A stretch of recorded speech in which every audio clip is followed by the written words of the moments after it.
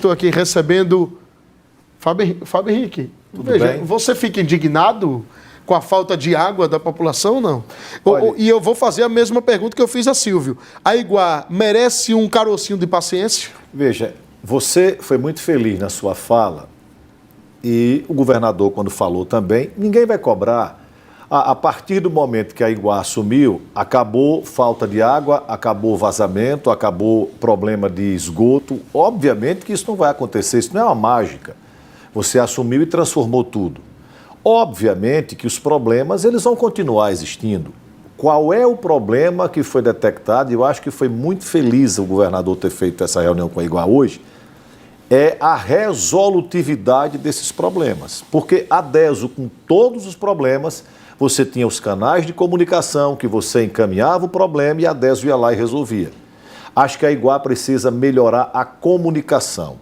A forma, eu não sei. A Iguá está acostumada no Rio de Janeiro, que é um estado grande, que não tem essa relação com as emissoras de rádio e televisão como tem Sergipe. A nossa realidade é outra. A Iguá precisa melhorar a comunicação. Os problemas vão continuar existindo.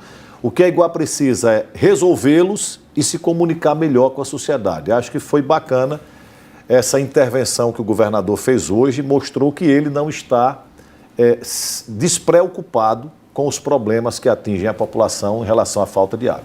Vamos lá, Fábio. Primeiro, a gente precisa entender esse cenário da política sergipana para a gente poder desenhar o seu futuro em 2026.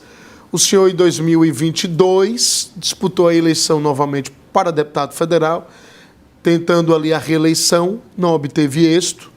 Em 2024, o senhor preferiu não disputar as eleições em Socorro e apoiar, naquela época, o então candidato Samuel Carvalho, que se consagrou vencedor das eleições.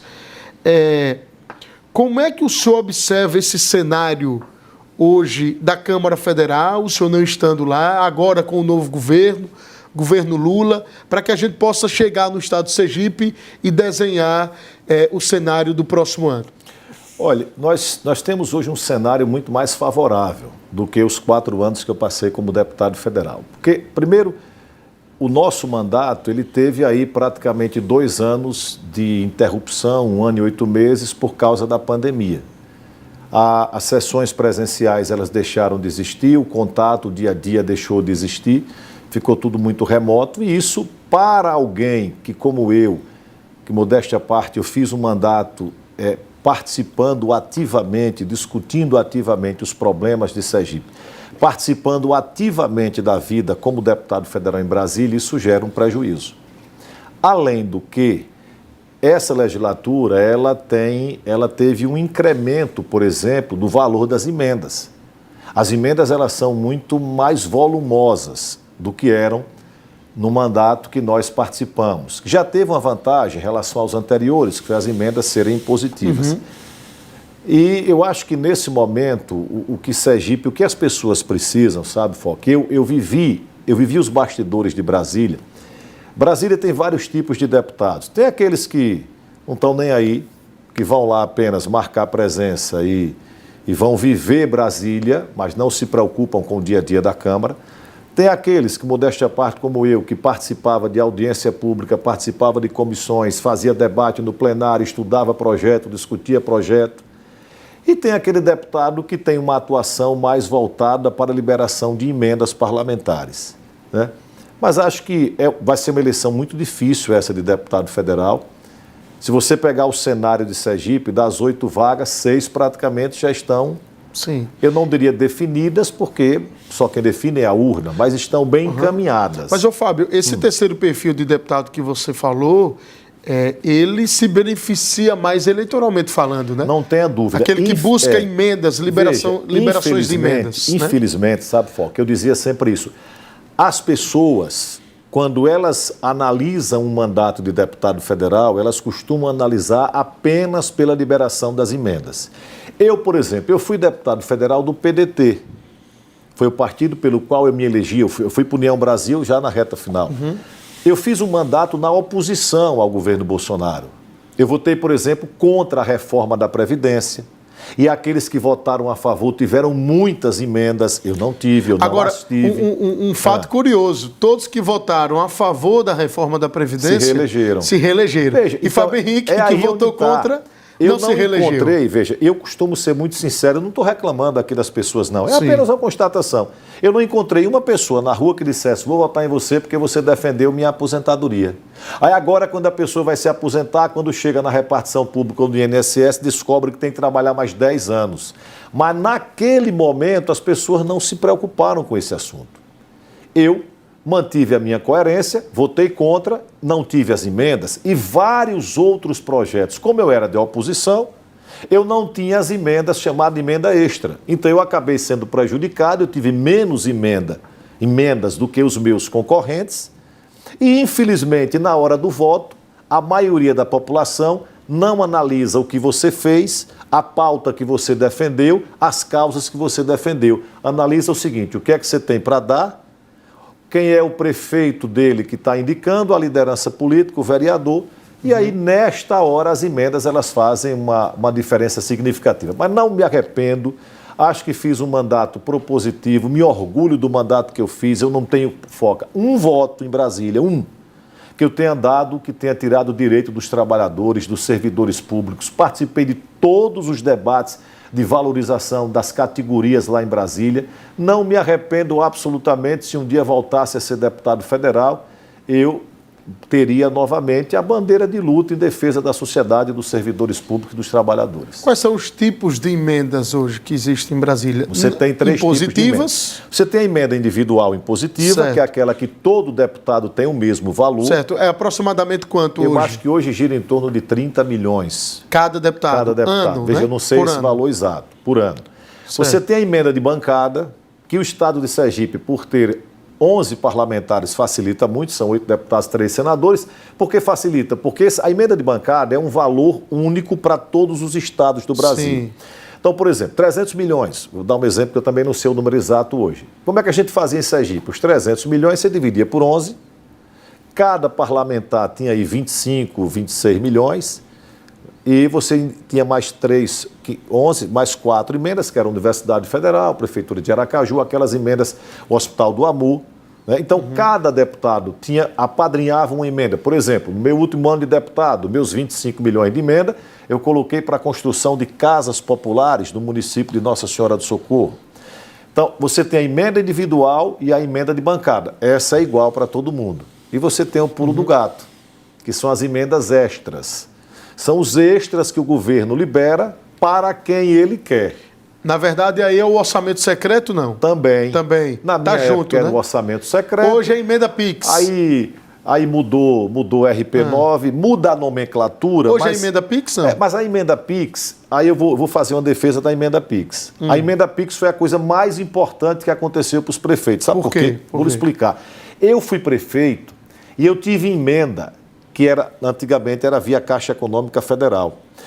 Eu tive emenda que eu executei a obra 5 anos depois, porque o deputado colocava a emenda, aí passava 1 ano para a Caixa autorizar, mais 1 ano para fazer o orçamento. Quando você licitava o governo, eu peguei o pior governo da história para a liberação de recursos, foi o governo Dilma.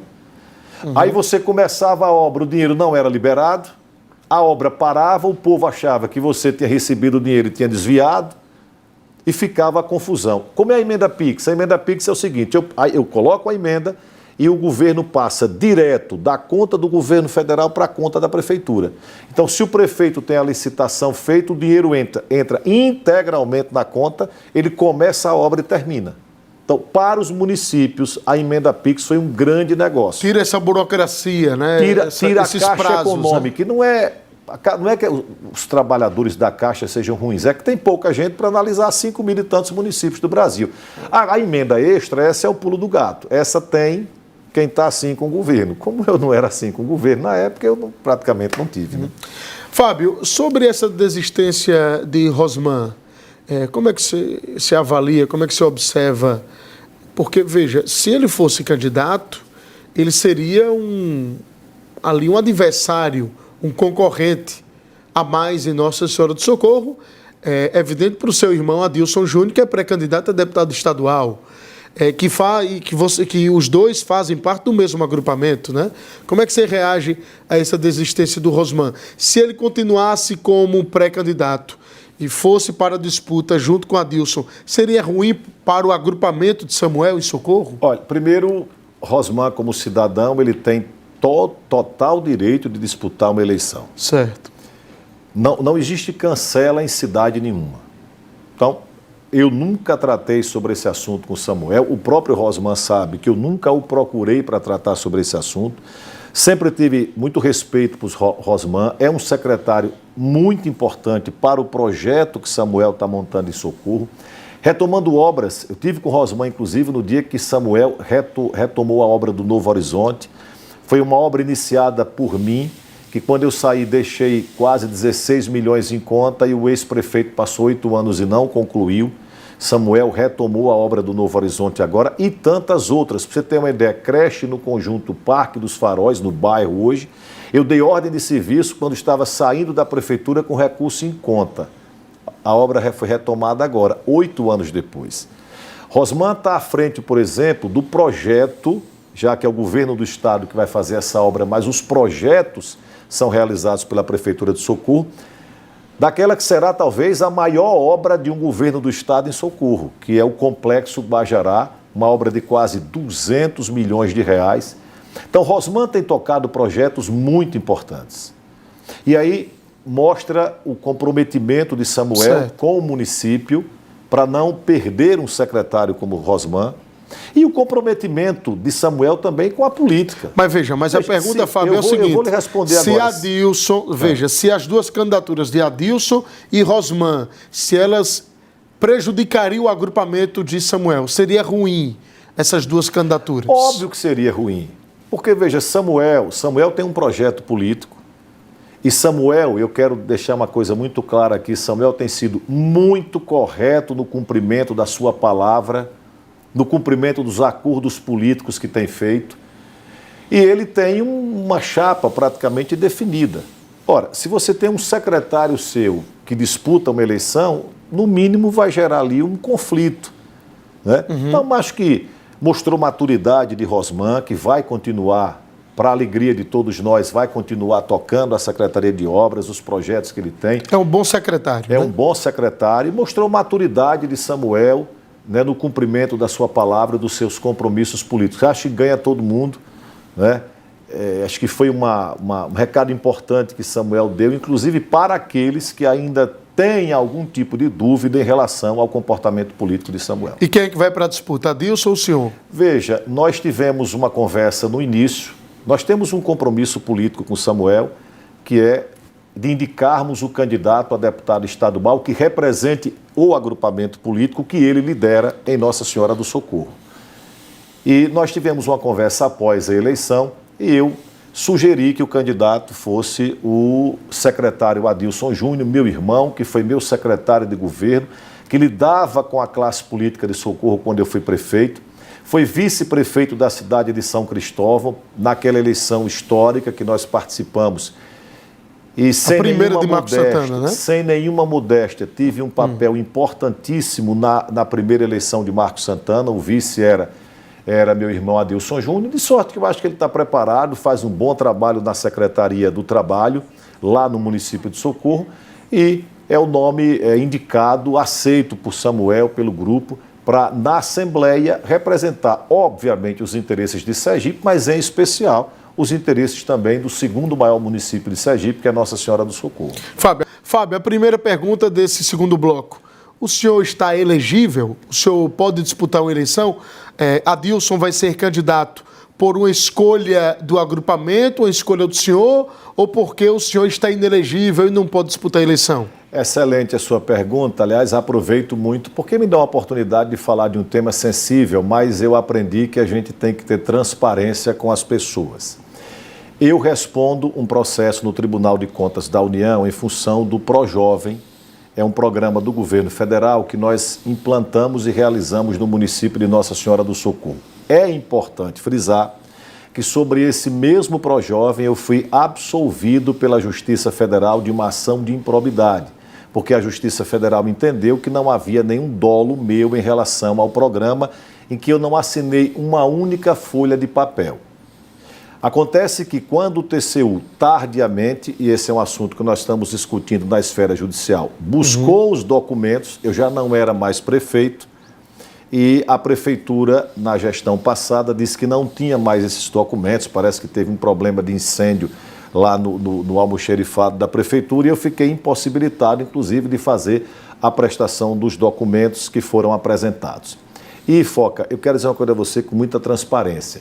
Eu sofri com esse assunto na eleição de prefeito em 2020, eu sofri na eleição de 2022, porque o Ministério Público pediu a minha inelegibilidade, eu consegui uma medida liminar e fui candidato, tanto estava elegível que fui candidato. Mas com isso você perde muito tempo e você perde uma coisa que é fundamental na política, que é a confiança das lideranças. Muita gente queria votar em mim e dizia, mas você pode ser que não seja. Ninguém quer dar voto perdido. Prefeito, vereador, ninguém quer votar em alguém que possivelmente possa não assumir. Mas como foi que surgiu esse processo do ProJovem? É o seguinte, veja, em função de uma tomada de contas do Tribunal de Contas da União. Certo. Houve uma ação de improbidade, repito, da qual eu já fui absolvido, e nós estamos discutindo agora no Tribunal de Contas da União, é o mesmo processo da eleição passada. E eu vou lhe dizer com muita sinceridade, eu não serei candidato para enganar as pessoas, ou seja, dizendo que sou sem poder ser, e nem serei candidato mais com esse questionamento. Eu só serei candidato no dia que disser está tudo resolvido, porque eu não quero passar mais pelo que eu passei na eleição passada, de você ter que buscar uma medida liminar e a sua candidatura não ser acreditada pelas pessoas. Repito, esse é um assunto que nós vamos vencer, nós vamos levar até o Supremo Tribunal Federal, porque há uma questão de prescrição na ação do Tribunal de Contas da União. Sim. Repito, sobre o mesmo assunto, para que ninguém diga que teve malandragem, safadeza ou corrupção, sobre o mesmo assunto eu fui absolvido pela Justiça Federal da ação de improbidade. Infelizmente, o Tribunal de Contas, quando buscou os documentos, a gente não tinha mais para oferecer, nem a Prefeitura tinha. Estou respondendo a você de forma absolutamente transparente. É possível que a gente resolva isso? É muito possível. Mas nesse momento eu preciso resolver esse problema, porque eu não quero enganar ninguém. Não faz parte da minha trajetória. Há possibilidade de resolver isso até a homologação de uma candidatura próximo ano? Há possibilidade de resolver isso daqui a 15 dias, daqui a 30 dias, daqui a 40 dias. E se resolver, o senhor disputa a eleição? Não sei. Aí é uma discussão para cada momento. Veja, resolvendo, nós vamos sentar, eu faço parte de um agrupamento político, eu sou do União Brasil, eu tenho que discutir com o presidente do meu partido, que é o ex-deputado André Moura. Eu faço parte de um agrupamento hoje liderado em Socorro pelo prefeito Samuel Carvalho. Então, vamos discutir. No momento, o nome que o nosso agrupamento indica é o nome de Adilson Júnior para ser candidato a deputado estadual com o apoio do prefeito Samuel Carvalho, filiado, inclusive, no partido de Samuel, que é o MDB. O senhor comandava o PDT aqui em Sergipe, depois o ex-prefeito de Aracaju, Edivaldo Nogueira, tomou as rédeas do partido, o senhor exerceu o mandato na condição de deputado federal pelo PDT e depois o senhor decidiu em se aliar de forma definitiva ao ex-deputado André Moura, secretário lá do Estado do Rio de Janeiro, que é o presidente do União Brasil aqui no Estado. Por que União Brasil? Por que André Moura naquele período? Por que o senhor continua aliado de André? Veja, apenas para ser justo, quando você coloca o prefeito Edivaldo tomou as rédeas do PDT, na verdade, eu entreguei a presidência do partido a Edivaldo. Foi uma ação minha, fui ao presidente Lupe e disse, presidente, nós vamos entregar a presidência a Edivaldo e vou dizer a você por que nós entregamos. Porque eu tinha esperança de que Edivaldo, como prefeito de Aracaju, ele conseguisse montar uma chapa no PDT para a gente poder disputar a eleição. Faltando uma semana para terminar o prazo de filiação, o único filiado que Edivaldo Nogueira levou para o PDT foi Luiz Roberto. Ou seja, seríamos candidatos, eu e Luiz Roberto. Como de fato foi. Me parece que na reta final veio a sobrinha da deputada Maria Mendonça, professor um candidato Bittencourt de Capela, enfim. Mas só ele só levou Luiz Roberto. Certo. E eu disse a Luiz, nós vamos morrer abraçados aqui nós dois. Eu vou buscar uma alternativa onde eu possa pelo menos disputar a eleição. E aí recebi o convite do ex-deputado André Moura, fui para o União Brasil, fui muito bem tratado no União Brasil, tive as minhas posições políticas respeitadas no União Brasil, continuo no União Brasil, continuo aliado político de André Moura, porque é um cara correto, de palavra, cumpridor dos seus compromissos e uma figura política extremamente importante para o estado de Sergipe. Um dia desse eu estava conversando com uma pessoa dizendo o seguinte, você imagine, o cara é deputado federal de Sergipe, vai para Brasília, lá vira líder de partido, vira líder do governo na Câmara, líder do governo no Congresso Nacional de Sergipe. Vai para a eleição para o Senado, foi prejudicado naquela eleição porque era líder de Temer. Você lembra daquela campanha fora Sim. Temer que existia? André pegou o desgaste daquela campanha fora Temer, mas assumiu a liderança para ajudar o estado de Sergipe. Não teve um município sergipano que não tivesse recebido a ajuda de André. Aí André perde a eleição para o Senado, aí André vai ser secretário do Rio de Janeiro, do governador Witzel. O governador Witzel é cassado, o André continua secretário do Rio de Janeiro, secretário da representação de Brasília, depois André vira secretário de governo do Rio de Janeiro. O que eu quero dizer a você é o seguinte, será que tudo isso é o quê? É sorte? Não, agora eu já emendo uma pergunta, é uma figura importantíssima para representar Sergipe no Senado, por isso é meu candidato ao Senado. Então, o que significaria para Sergipe André Moura no Senado? Um político que tem experiência, capacidade de liderança, e Brasília eu conheço. Trânsito em Brasília para ajudar muito ao estado de Sergipe nos projetos, para ajudar o governador, para ajudar os prefeitos na liberação de recursos para o nosso estado. Não tem outro hoje em Sergipe com essa habilidade que André tem? Veja, eu acho que seria soberba você fazer esse tipo de comparação. Mas André, pela trajetória política dele, ninguém na política de Sergipe exerceu o cargo de liderança de governo no Congresso, liderança de governo na Câmara, só André. Que hoje, eu repito, é secretário de uma secretaria muito importante do segundo estado mais importante do Brasil, do ponto de vista econômico, que é o estado do Rio de Janeiro. Com uma relação muito próxima do Bacelar, que é o presidente da Assembleia, que será candidato a governador do Rio. Então, eu acho que nós precisamos aproveitar o talento, a capacidade política de articulação de André para ajudar o estado de Sergipe. Fábio, como é que você observa esse cenário para as próximas eleições aqui no estado? O governador Fábio deve ir para uma disputa por WO ou a oposição tem fôlego? Não existe disputa por WO. 2012 eu era prefeito de Socorro, extremamente bem avaliado e não tinha adversário. O ex-deputado Augusto Bezerra ensaiou uma candidatura em Socorro, depois viu que não ia para lugar nenhum, desistiu. E faltando uma semana, o então prefeito de Aracaju vai a Socorro e busca o padre do conjunto João Alves, padre Hinaldo, que foi candidato contra mim, teve 30 mil votos, eu tive 40 e tantos, ele teve 30, e naquele momento surgiu padre Hinaldo, que depois foi deputado e foi prefeito. Eu estou dando esse exemplo para dizer o seguinte, não existe em política cadeira vazia, não há WO, alguém vai aparecer. Quem seria o nome? Adversário, Quem não seria? sei. O Tiago de Joaldo seria opção? Eu acho que Tiago de Joaldo é uma opção, não sei como é que está a situação de Valmir, se Valmir pode, se Valmir não pode. Hoje ele está inelegível. Ricardo Marques. Então, veja, esse nome ele vai surgir, mas o governador sabe, ele é consciente que não existe cadeira vazia na política. Então, não existe eleição de WO. Isso é um caso que acontece muito raramente num município ali pequeno, como aconteceu agora em São Miguel do Aleixo, mas num estado, eleição que o governador disputa sozinho, não acredita. Acho difícil o Fábio perder a eleição, aí é outra história, mas WO não será. Fábio, muito obrigado pela vinda. Obrigado pela vinda não, pela permanência. Obrigado a você, é sempre um prazer estar aqui. Eu costumo dizer o seguinte, quando eu estou aqui, o meu partido é WF. Conhece esse partido? Walter Franco. Meu partido é Walter Franco.